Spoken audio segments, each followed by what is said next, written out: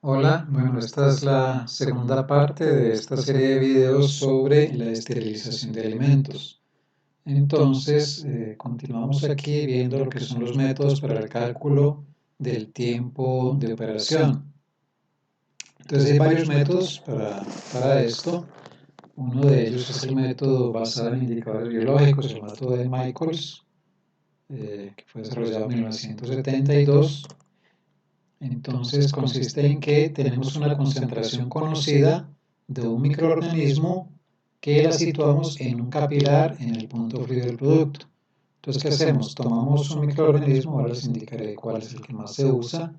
Tenemos una concentración conocida, o sea, hacemos unas diluciones y partimos de una concentración conocida de ese microorganismo y lo disponemos, lo ponemos en un capilar, o sea, un tubito de vidrio muy delgado.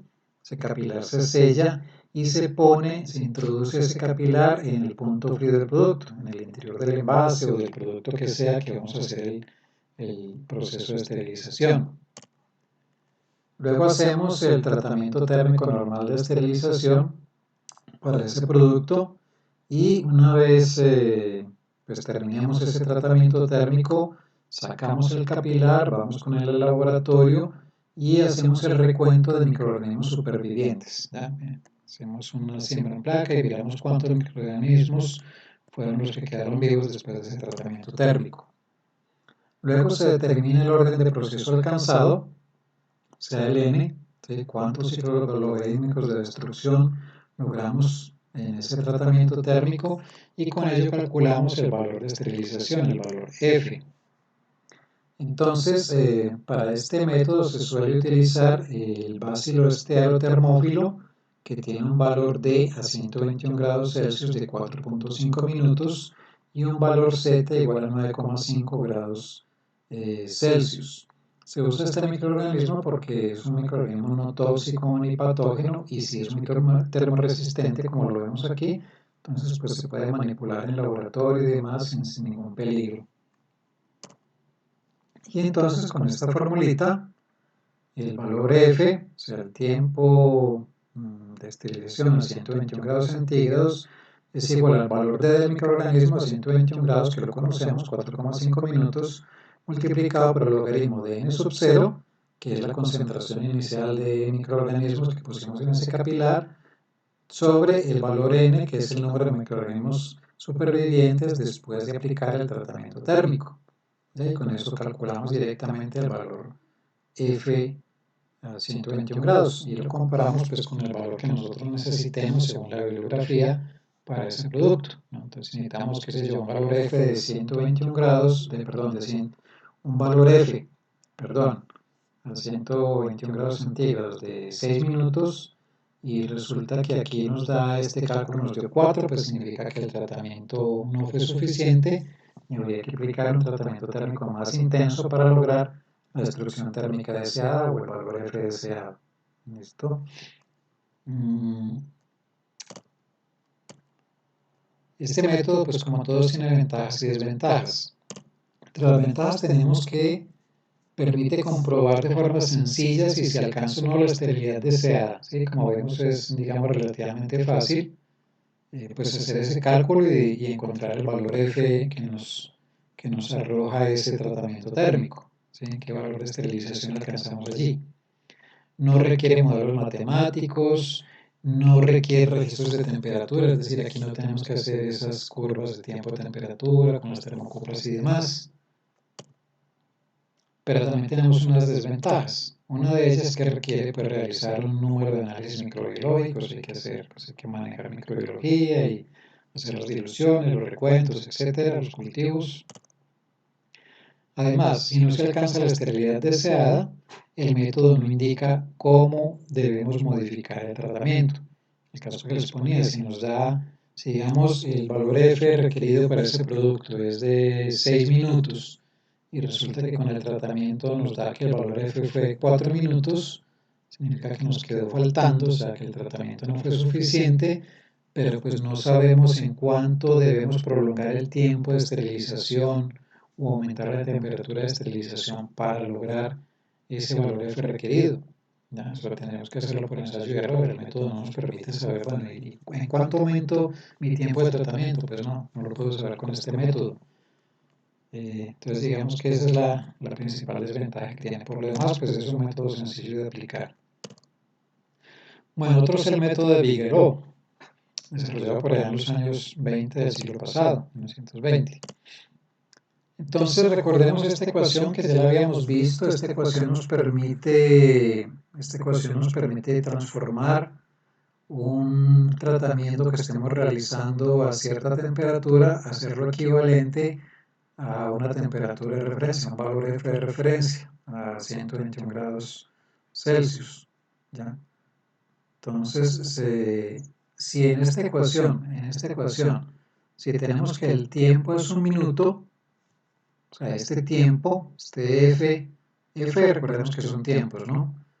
F a la temperatura T, o sea, el tiempo a la temperatura T, digamos, hacemos un tratamiento a 115 grados centígrados, entonces el tiempo a esa temperatura multiplicado por este factor 10 elevado a la temperatura que estamos en el tratamiento, 115 menos la temperatura de referencia, 121 sobre el valor Z de referencia, que es 10 grados Celsius o 18 grados Fahrenheit. En este caso, si el tiempo es un minuto, entonces esta ecuación nos queda de esta manera, F sería 1 y entonces nos quedaría 1 por 10 elevado a esto, o sea, simplemente esto desaparece y nos queda que F sub 0 es igual a 10 elevado a la T menos T sub 0 sobre Z. Esto se conoce como L sub T. L sub T se conoce como factor de letalidad o valor de destrucción biológica, ¿ya? Es equivalente al F sub 0 en el caso en que el tiempo de tratamiento sea un minuto, ¿ya? Entonces F sub 0 es igual a L sub T cuando el tiempo es un minuto, ¿ya? Y esto se conoce como factor de letalidad o valor de destrucción biológica. O sea, esto nos permite calcular por cada minuto a la temperatura a la que estemos haciendo el tratamiento, qué valor de F, o sea, la temperatura de referencia, estamos consiguiendo en ese momento. Entonces el método de Bigelow se basa en calcular el área bajo esa curva de calentamiento y enfriamiento, ¿no? O sea, calcular ese F sub 0 con base en el área bajo la curva desde tiempo 0 hasta tiempo t, basado en estos factores de letalidad que se van consiguiendo a lo largo de todo el tiempo de tratamiento térmico. Aquí tenemos los datos de un ejemplo tomado en el libro de Sharma. Entonces tenemos unos datos de tiempo versus temperatura en el centro del producto. En este caso la temperatura está en grados Fahrenheit, ¿ya? Entonces tenemos tiempo, tenemos valores de cada 5 minutos, desde 10 hasta 55 y temperatura en el centro del producto. Y aquí tenemos la velocidad letal. Esta velocidad letal la que vamos calculando con esa fórmula que vimos antes de L sub T, ¿ya? Y en este ejercicio, en este ejemplo, la temperatura de procesamiento, o sea, la temperatura de trabajo del autoclave fueron 250 grados Fahrenheit, ¿sí? O sea, el autoclave estaba trabajando a una temperatura de 121 grados Celsius o 250 grados Fahrenheit. Bueno, entonces, ¿qué hacemos aquí? Lo primero que hacemos es calcular la velocidad letal a cada tiempo. Por ejemplo, vamos a calcular la velocidad letal a un tiempo de 30 minutos. La calcularíamos así. Aplicamos esta formulita y entonces L sería igual, o L sub T sería igual a 10 elevado a la temperatura. La temperatura que hay en ese momento, a los 30 minutos, son 241 grados, menos T sub 0, que es la temperatura de trabajo, la temperatura del autoclave, que en este caso es 250 grados Fahrenheit, sobre el valor Z. Cuando estamos trabajando en grados Fahrenheit, el valor Z es 18. Es un valor de referencia, una constante. Entonces nos da un L igual a 0,32. ¿Sí? Entonces esto es lo que tendríamos aquí. A los 30 minutos, a un tiempo de 30 minutos, la temperatura en el centro del producto es 241 y con eso calculamos esta velocidad letal que nos da 0,32. ¿Sí? Aplicando esa formulita que tenemos ahí. Entonces se calcula esa velocidad letal para cada tiempo y luego graficamos esas velocidades letales versus el tiempo y determinamos el área bajo la curva de esa curva que tenemos de velocidad letal versus tiempo a través del área para cada intervalo de tiempo así. Entonces el área para cada intervalo de tiempo será igual al delta de t, o sea, la variación del tiempo multiplicado por el L sub t1, o sea, la letalidad, la velocidad letal en el tiempo 1 más la velocidad letal en el tiempo 2 dividido entre 2. ¿Sí? Estamos sacando como un promedio de las velocidades letales y multiplicados por el delta del tiempo. Luego se suman las áreas de cada intervalo de tiempo y esa sumatoria nos dará el valor f sub 0. Eso es algo equivalente a como si estuviéramos pues calculando, recuerden que graficamos velocidad letal versus tiempo, ¿no? Y entonces nos da una curva. Y nosotros necesitamos conocer el área bajo esta curva. Bueno, esto incluso lo podemos hacer por un método gráfico, donde vamos sacando todas estas áreas, vamos calculando estas áreas, dividiendo todo esto en una serie de paralelogramos, y vamos calculando todas estas áreas, y luego sumamos todas ellas, y obtendremos el área total bajo la curva, ¿ya? Pero esto pues también lo podemos hacer, digamos, matemáticamente con un Excel, lo hacemos aplicando esta misma formulita. Eso lo tendremos acá. Entonces estos son los mismos datos, estos son los tiempos, estas son las temperaturas en el centro del producto. Aquí tenemos los valores L calculados, como lo vimos ahora con esa formulita. Los valores R, ahora hicimos el cálculo o el ejemplo para el tiempo de 30 minutos que nos dio 0,32. Bueno, no es exactamente con todos los decimales es este valor. Calculemos estos valores L. Luego calculamos el área. ¿Cómo calculamos el área? Pues simplemente sumamos el L1 más el L2, dividimos entre 2, o sea, en este caso sería 0 más 0,0001, dividimos entre 2 y lo multiplicamos por el delta t, el delta del tiempo. En este caso, los tiempos están tomados cada 5 minutos, ¿no? O sea que el delta del tiempo son 5 minutos, entonces esto nos daría esto más esto dividido entre 2 y multiplicado por 5 minutos y nos da este valor de aquí, exactamente daría 0,00025, bueno, aquí está aproximado a 0,3. Y luego así para los siguientes, entonces para calcular este otro valor sería sumar este más este dividido entre 2 y multiplicado por el delta t, que son 5, y nos da este valor. Y así sucesivamente calculamos el área para cada intervalo de tiempo y al final sumamos todo esto y nos dará el área total bajo la curva, que es equivalente al valor f sub 0. ¿Ya? Aquí pues tenemos una columna donde vamos haciendo la acumulación de estos, entonces como estos valores acumulados, y pues por eso al final nos da este mismo valor 13,783. ¿Sí? ¿Qué significa esto? Entonces que ese tratamiento térmico, bueno, todo ese tratamiento que tenemos aquí, que sufrió ese producto durante 55 minutos, donde las temperaturas en el centro del producto variaron así desde 110 hasta aumentó hasta que llegó a 249 grados Fahrenheit y luego empezó a disminuir durante el enfriamiento del autoclave. Todo este tratamiento térmico que sufrió ese producto durante todo este tiempo equivale o destruye el mismo número de esporas de Clostridium botulinum que si se hubiese hecho todo el proceso durante 13,8 minutos a una temperatura de 121,1 grados Celsius o 250 grados Fahrenheit. Miren que aquí los tiempos, temperaturas van cambiando en el producto, pero si nosotros lo que estamos haciendo aquí es el equivalente de todos estos tiempos, temperaturas, los llevamos todos, los igualamos todos y los hacemos equivalentes a un valor de tratamiento térmico a la temperatura de referencia de 121 grados Celsius o 250 grados Fahrenheit. O sea que todo este tiempo, 55 minutos, con toda esta variación de temperaturas, me equivale a la misma destrucción térmica para este microorganismo de referencia, Clostridium botulinum, como si hubiéramos aplicado un tratamiento durante 13,8 minutos a 121 grados centígrados. ¿Sí? Eso es lo que quiere decir este 13,783 minutos, ¿no? O sea, el tiempo equivalente a esa temperatura de referencia de 121 grados Celsius o 250 grados Fahrenheit. Entonces, pues bueno, en eso consiste ese método de Bigelow.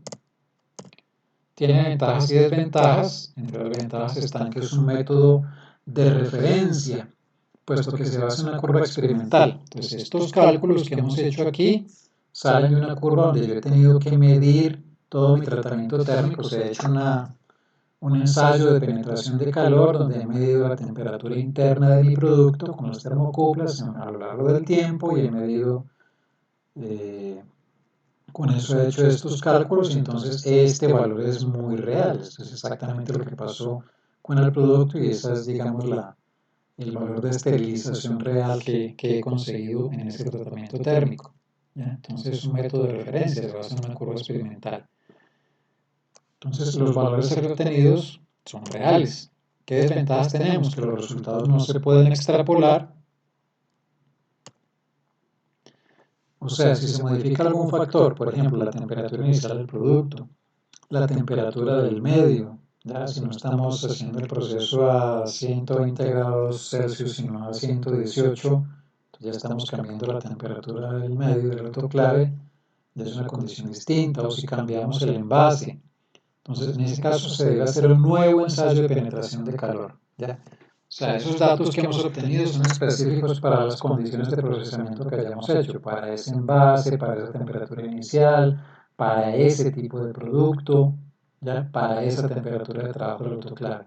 Entonces no se puede extrapolar a otras condiciones. Cuando cambia alguna de esas características o condiciones del proceso, entonces tendremos que volver a hacer otro experimento de penetración de calor y obtener los datos para hacer los cálculos.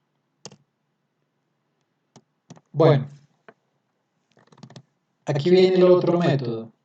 Este es el tercer método que vamos a analizar. Este es el método de la fórmula de Boole, que es, digamos, el método tradicional más utilizado. Entonces, en este caso, pues partimos de una prueba de penetración de calor. O sea, lo primero que hay que hacer es una prueba de penetración de calor, donde pues ya vimos que tenemos que registrar la temperatura del autoclave o retorta, bueno, aquí aparece T sub R, en la literatura española se llama retorta al autoclave, y lo simbolizan como T sub R, T mayúscula R, de temperatura del autoclave. Recuerda que ponemos unos termocuplas en la zona más fría del autoclave y registramos la temperatura del autoclave. Bueno, necesitamos registrar la temperatura en el punto más frío del producto, ¿no? Introducimos los termocuplas en la zona más fría de la lata del envase y determinamos, tenemos que determinar unos parámetros de respuesta a la temperatura, que los llamamos F sub H y F sub C, que describen la velocidad de penetración de calor durante el calentamiento y el enfriamiento respectivamente. Bueno, más adelante veremos esto en detalle. Además, necesitamos calcular unos factores de retraso, J sub H, el factor de retraso para el sub H es de hot, de calentamiento, unos factores de retraso para la curva de calentamiento y para la curva de enfriamiento, las C de cold, de enfriamiento. Entonces, esos factores J sub H y J sub C describen el tiempo que transcurre antes de que la velocidad de penetración de calor alcance estas pendientes F sub H y F sub C. Otras consideraciones, pero necesitamos el tiempo desde que comienza el proceso de esterilización. Tenemos el T sub 0, que es la temperatura en el punto más frío del alimento al inicio, al tiempo cero. T sub 1, la temperatura de trabajo del autoclave, es la temperatura de procesamiento. Bueno, entonces todas esas variables, esos parámetros los vamos a tener que conocer, los necesitamos para hacer los cálculos y los determinamos a partir de esa curva de penetración de calor experimental que tenemos que hacer. Tenemos que hacer un ensayo con nuestro producto, envasarlo, poner las termocuplas, introducirlo en el autoclave como si fuéramos a hacer la esterilización ya verdadera. Ponemos todos los envases, todas las latas en el autoclave, en unas poquitas, hay que llenarlo pues para que el proceso sea real, ¿no? Llenamos el autoclave con nuestro producto, ponemos las termocuplas en los envases, ponemos la termocupla en el punto más frío del autoclave y hacemos ese registro de tiempos, temperaturas y con ello luego veremos cómo calculamos todos estos parámetros que hemos visto aquí, ¿ya? Bueno, entonces con esos datos pues vamos a tener una curva de calentamiento, una curva de tiempo-temperatura durante la fase de calentamiento del producto Y la temperatura entonces, como ya vimos en una figura anterior, la temperatura del alimento se va aproximando de forma exponencial a la temperatura del autoclave. ¿Sí? La temperatura en el centro del producto va aumentando gradualmente y se va acercando a lo que es la temperatura del autoclave. Y entonces hay que calcular esa diferencia T1 menos T, la temperatura del autoclave menos la temperatura del producto a cada momento, a cada tiempo. Y representamos eso versus el tiempo. Aquí tenemos unos datos que nos sirven de ejemplo para ir viendo esto. Entonces, estos son datos de una prueba de penetración de calor en un proceso de esterilización. Tenemos unos tiempos que van desde 0 hasta 60 minutos. TR es la temperatura de la retorta o el autoclave que está en grados Fahrenheit, ¿no? Miren aquí. Empieza en 71, va aumentando, llega aquí a 240, se estabiliza, o sea, es la temperatura de trabajo, 240 grados Fahrenheit, y luego empieza a enfriar. Esta es la temperatura en el centro del producto, en el centro del envase, pues va aumentando y luego empieza a bajar también. Y esta es la diferencia que hay que calcular, T1 menos T, o sea, la temperatura del medio de calentamiento, o sea, la temperatura de la retorta, ¿sí? T1 es la temperatura del medio de calentamiento, o sea, la temperatura del autoclave, menos T, que es la temperatura del producto. ¿Ya? Perdón, T1 es la temperatura del medio de calentamiento, o sea, en este caso 240 grados Fahrenheit, o sea, cuando ya llega a la temperatura de proceso, ¿sí? T1 es la temperatura de trabajo del autoclave, ¿ya? Para diferenciarlo de esta TR, que es la temperatura de la retorta que va cambiando, ¿ya? Entonces, lo que calculamos es la diferencia entre la temperatura de trabajo del autoclave, temperatura máxima que alcanzó el autoclave, menos la temperatura del producto. Y aquí tenemos la zona de enfriamiento. Entonces aquí tenemos los tiempos de enfriamiento. Contamos como tiempo cero el momento en que el producto empieza a enfriarse. Y hacemos este cálculo que es T, que es la temperatura del producto, del centro del producto, menos T2, que es la temperatura del medio de enfriamiento. Calculamos esa diferencia. Entonces, luego sacamos el logaritmo de T1 menos T, o sea, el logaritmo de la temperatura de la diferencia de la temperatura de trabajo del autoclave menos la temperatura del interior del producto. Sacamos los logaritmos de eso y lo graficamos versus el tiempo. Y nos da esta curva. Esta es la curva de calentamiento del producto, ¿no? La curva durante todo el proceso de calentamiento del producto. Entonces, esa gráfica, esa figura que acabamos de ver ahí de calentamiento, la podemos dividir en dos fases, una fase de retraso y una fase lineal, ¿ya? Y el objetivo consiste en que vamos a tratar de describir estas dos fases con una sola ecuación lineal. Entonces aquí tenemos, esto en realidad es una curva, y esta curva tiene dos partes. Esta parte que es la fase inicial, cuando empezamos a calentar, y ya esta parte que se vuelve más o menos lineal en la cual el autoclave ya está a una temperatura estable, la temperatura máxima de trabajo, y el producto pues se va calentando y la temperatura del producto se va aproximando a la temperatura del autoclave. Entonces aquí tenemos, digamos, esta curva, y lo que buscamos es una ecuación que nos aproxime esta curva teniendo en cuenta esta fase de retraso. Entonces el objetivo consiste en describir ambas partes de la curva con una sola ecuación lineal. Esa ecuación lineal sería esta que tenemos aquí. Logaritmo de t sub 1 menos t, o sea, es lo que tenemos en el eje y de esa figura, igual al logaritmo de t sub 1 menos a, que esta es la intersección con el eje y, menos el tiempo sobre f sub h, que es la pendiente de esa curva. Entonces T es el tiempo de procesamiento, T mayúscula es la temperatura en el punto frío del alimento, T sub 1 es la temperatura de trabajo del autoclave y T sub A es la temperatura inicial aparente para obtener una línea recta. Ya vemos qué es esto. F sub h es el tiempo para que la curva atraviese un ciclo logarítmico. F sub h equivale a la pendiente de esa curva. Entonces es esto. Tenemos esta curva. Aquí lo que hemos hecho es trazar una línea con relación a estos puntos de la fase lineal. Ojo que no, esta no es una aproximación o utilizando el método de mínimos cuadrados para todos estos puntos. No, yo no estoy teniendo en cuenta, aquí no tenemos en cuenta estos puntos iniciales de la fase de, digamos, de calentamiento inicial, ¿no?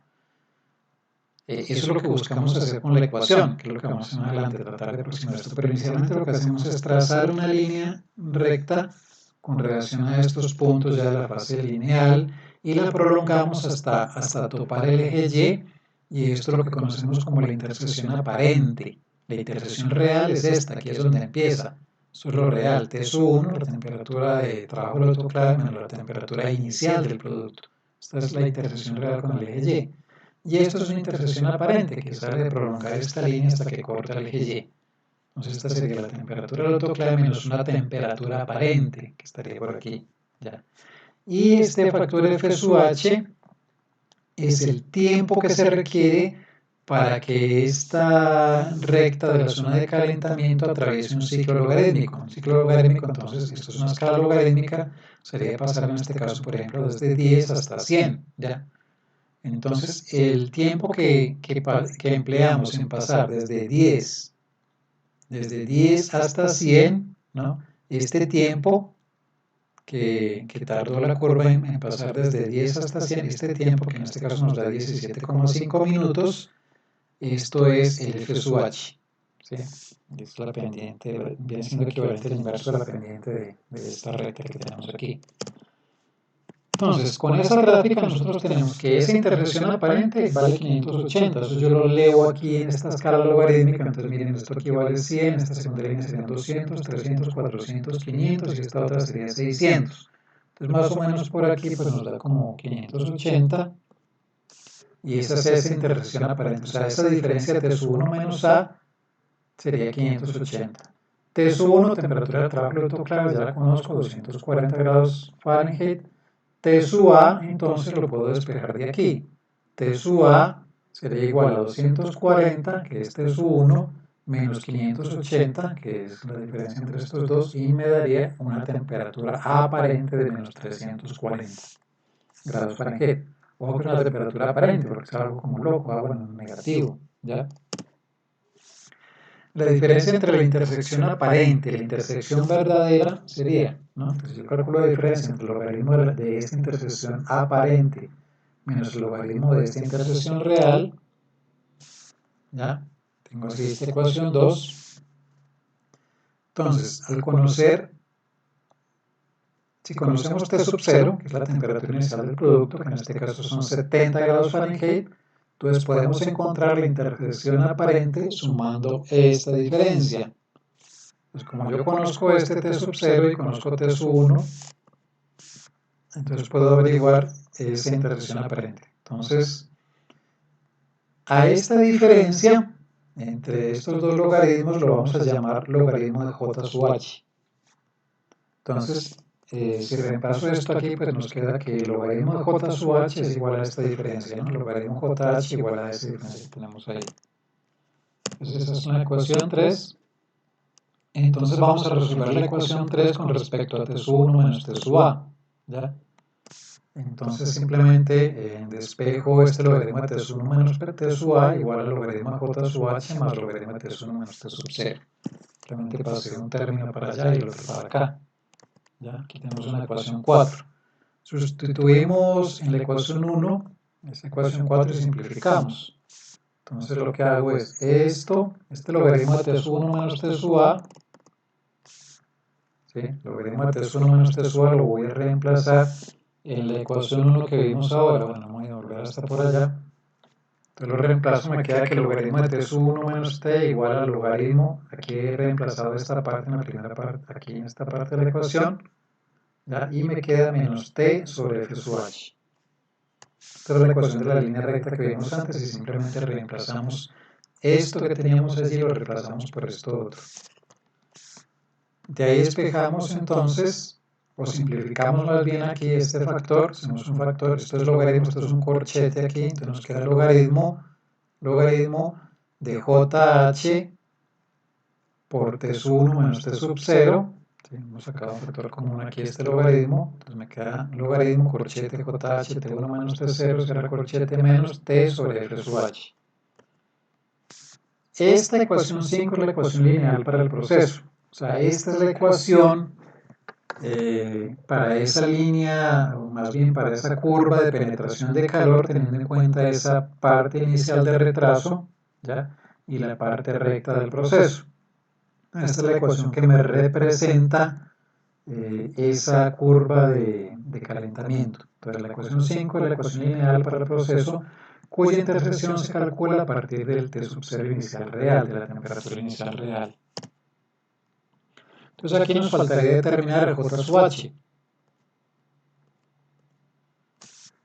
Entonces, simplificando la ecuación 4 que vimos ahora, pues simplemente el logaritmo J sub H sería igual al logaritmo, o sea, una resta de logaritmos es lo mismo que una división del logaritmo, lo podemos expresar así. Y aquí entonces nos queda que, pues sacando el logaritmo de ambos lados, pues JH es igual a T1 menos TA sobre T1 menos T0. Entonces, ese J sub H es la razón de las diferencias aparente y real, ¿ya? O sea, la razón o la relación entre esta temperatura, esta diferencia de temperatura es aparente y esta diferencia de temperatura es real. Estas ambas las obtenemos de la gráfica semilogarítmica. Y de ahí pues calculamos ese factor J sub H. Entonces los valores de F sub H y J sub H para un alimento y un recipiente particulares se pueden utilizar para predecir la rapidez de calentamiento para el mismo producto y recipiente en situaciones con distintos valores de T sub 1 y T sub 0. Es decir, hemos partido de una curva de penetración de calor real, hemos tomado unos datos reales, con esos datos hemos hecho una curva de calentamiento, hemos sacado una ecuación que nos aproxima a esa curva de calentamiento y con esa curva de calentamiento basada en datos reales hemos obtenido esos parámetros o F sub H, que es la pendiente de esa curva de calentamiento, se nos indica como la velocidad de calentamiento, y este J sub H que nos indica ese tiempo de retraso hasta que la curva alcanza la velocidad de calentamiento. Estos dos factores los hemos obtenido de esa curva de calentamiento y estos los podemos utilizar para predecir la rapidez de calentamiento de un producto igual, el mismo tipo de producto y el mismo tipo de recipiente, pero incluso cuando cambiemos los valores de temperatura inicial del producto o de la temperatura de trabajo del autoclave. Y esa es la ventaja que tiene este método. Entonces, en el ejercicio que hemos planteado antes, pues ya podemos calcular el J sub H, porque sabemos que este valor T sub 1 menos T sub A lo obtenemos de la gráfica, sabemos que esa intersección nos daba 580, eso ya lo conocemos. Dividido entre T sub 1 menos T sub 0, estos dos valores los tenemos, temperatura de trabajo del autoclave y temperatura inicial del alimento. Entonces tenemos el valor de J sub H, 3.4, lo podemos calcular.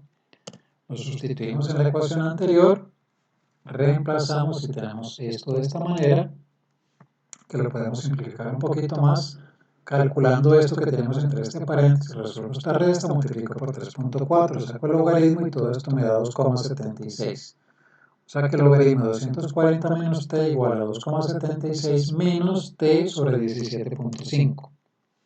Y aquí también puedo despejar el tiempo, ¿sí? La temperatura. Despejo la temperatura y me queda así, 240 menos 10 elevado a 2,76 menos t sobre 17,5. Entonces, utilizando esta ecuación, esta última que tenemos aquí de la temperatura, entonces puedo predecir la temperatura para cualquier tiempo dado. Es decir, yo puedo conocer con esta ecuación, si tengo el mismo tipo de producto, puedo conocer cuál sería la temperatura en el centro del producto al cabo de cualquier tiempo de procesamiento. ¿Ya? Miren, este es un ejemplo de utilización de esa ecuación. Entonces aquí tenemos temperatura versus tiempo. Entonces esta línea de acá es la temperatura del autoclave, ¿no? La temperatura del autoclave que aumenta, se estabiliza y se mantiene la temperatura de trabajo. Esta línea azul de puntitos son los datos reales medidos de cómo va aumentando la temperatura en el centro del producto a lo largo del tiempo, ¿ya? Y esta línea roja es la predicción que nosotros hacemos usando esta ecuación anterior, esta ecuación, esta de aquí, ¿ya? Entonces, con esta ecuación yo puedo predecir cuál es la temperatura al cabo de cualquier tiempo. Y obtengo esta ecuación. Miren que se asemeja mucho esta predicción que tengo con la línea roja con los datos reales medidos de tiempo-temperatura, que son los puntos que tenemos ahí, de la línea azul. Y sobre todo lo importante es que esa ecuación me permite predecir bastante bien la temperatura al final del proceso, que es lo más importante, ¿ya? Entonces, al cabo, por ejemplo, me interesa, al cabo de 40 minutos, ¿cuál será el tiempo en el centro del producto? Pues lo puedo conocer con esa ecuación, lo calculo, ¿ya? Y me da una aproximación muy acertada de lo que es el valor real de la temperatura a cualquier tiempo. Aquí veamos un ejemplo. Tenemos la temperatura, nos dice calcular la temperatura de una lata del mismo alimento, o que el alimento sí tiene que ser el mismo, después de 28 minutos, si la temperatura del autoclave es 246. Miren que aquí, y el alimento se encuentra a 87 grados Fahrenheit. Aquí hemos cambiado la temperatura de trabajo del autoclave y la temperatura inicial del producto. Hemos cambiado esas dos cosas. Sin embargo, podemos usar la misma ecuación. Entonces, esta es la ecuación que nosotros teníamos, reemplazamos los valores. Aquí es la temperatura en este caso la temperatura inicial es 87, el tiempo que nos dan son 28 minutos, ¿ya? Y la temperatura del autoclave es 246. Entonces con eso reemplazamos y nos da que la temperatura de la lata después de 28 minutos es 233,4 grados Fahrenheit. Esta sería la temperatura en el centro del envase después de un tiempo de 28 minutos. Este es otro ejemplo. Calculamos el tiempo que se requiere para que el mismo producto alcance 250 grados Fahrenheit si la temperatura inicial es 65 y la temperatura del trabajo del autoclave es 254. Entonces, nuevamente, hemos cambiado la temperatura inicial del producto y hemos cambiado la temperatura del autoclave, que en este caso es 254 grados Fahrenheit. Y nos pide determinar el tiempo, en este caso vamos a calcular el tiempo que necesitamos para que el centro del producto alcance 250 grados Fahrenheit. Digamos que a mí me interesa garantizar que mi producto llegue hasta esta temperatura, 121 grados Celsius o 250 grados Fahrenheit. Entonces, con la misma ecuación, simplemente reemplazo 254 la temperatura del autoclave, menos 250, que es la temperatura que quiero que alcance el producto. Estos constantes no me cambian, 254, la temperatura inicial 65, necesito calcular el tiempo, me piden el tiempo que se requiere para llegar a esa temperatura, para que la temperatura del centro sea 250. Y esta es la constante F sub H, pues que no ha cambiado, porque esas las puedo seguir utilizando, ya las encontré con mis datos reales y la puedo usar aquí para predecir otros valores.